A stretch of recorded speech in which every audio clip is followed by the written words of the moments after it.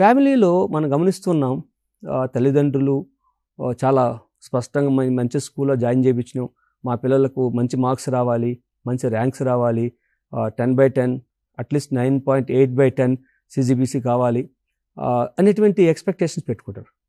తల్లిదండ్రులు ఆలోచన పరిణితి ఎలా ఉండాలంటే, మా పిల్లవాడు విషయాన్ని ఎలా అర్థం చేసుకుంటున్నాడు, మా పిల్లవాడిలో సబ్జెక్ట్ నుంచి నేర్చుకునేటువంటి విషయం తను ఏ విధంగా అర్థం చేసుకొని అవలంబించగలుగుతున్నాడు అనేది అది కావాలి.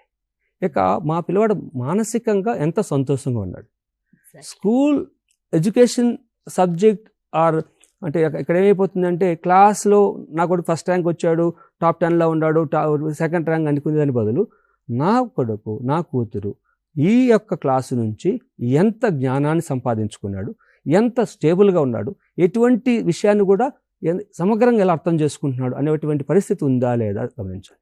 అలాగే తల్లిదండ్రుల యొక్క బాధ్యత ఏంటంటే, మీ పిల్లవాడు ఎటువంటి ఫ్రెండ్షిప్ని కలిగి ఉన్నాడు, ఎటువంటి అలవాట్లు కలిగి ఉన్నాడు, ఎటువంటి టైం మేనేజ్మెంట్ కలిగి ఉన్నాడు, time management, social responsibility, family రెస్పాన్సిబిలిటీని ఏ విధంగా స్పోర్టివ్గా తీసుకుంటున్నాడు అనేటువంటి విషయాన్ని కూడా గుర్తించాల్సింది తల్లిదండ్రులు.